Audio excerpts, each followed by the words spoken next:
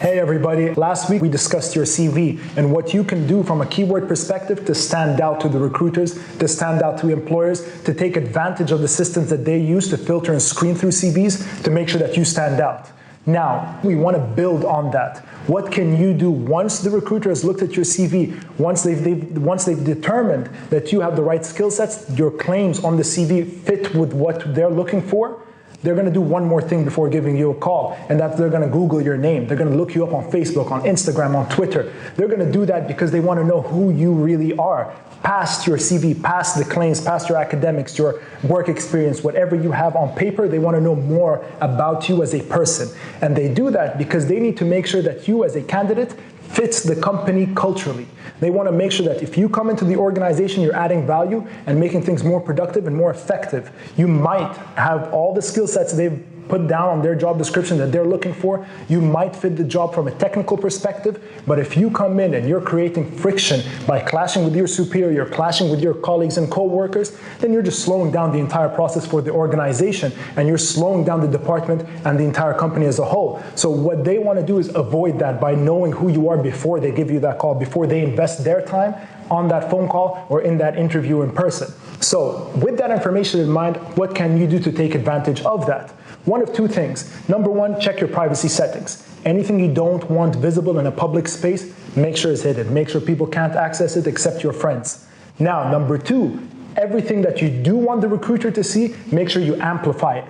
And that means if you're someone in sales or the creative industry, let's say someone who works in advertising and you want to work for a creative agency, then make sure everything you're speaking about in a public space, and I put it in air quotes because that's our public these days, the online space, make sure that that fits your narrative, fits who you are as an expert, as a professional. And that means if you're someone who's looking to work in a creative agency, then make sure everything you're speaking about fits that specific field. Share some ad campaigns, share some commercials, leave your comments, your feedback on it, leave your thoughts on advertising in general. Do that on Twitter. It's easy to just retweet campaigns that you think are great, campaigns that you think are garbage. Leave your comments on them, your feedback, share, like, engage with other professionals in that field. So when these recruiters do land on your public profiles, they do see the kind of professional that they want to see, someone who's passionate about their specific field, someone who's passionate about their expertise, someone who knows what they're talking about. Now, I understand that your social media pages are your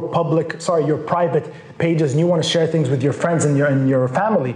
But what my recommendation is, 2 months before you apply or your job search begins and 2 months afterwards, make sure you just amplify your engagement with such posts in your specific field. If you're someone in sales, talk more about persuasion, about negotiation, about influence, how you can build better relationships with people, icebreakers, give your top 10 tips for how to break the ice when meeting someone for the first time. Share the type of information that they want to see that shows them that you're passionate about your field, that you're more than just the claims that you've made on the CV that a ton of other people have made. So take that and use it to your advantage. So step number one, use the keywords to your advantage to stand out to the recruiter. Once they get the CV in hand and they're impressed with what you have to say, step two, make sure that when they do Google your name, and this isn't a rule of thumb, not all recruiters do this, but go under the assumptions that they will do it. And the reason is that it's so easy to get more information about you through the internet. So take advantage of that fact, knowing that, and build the personal brand that you want them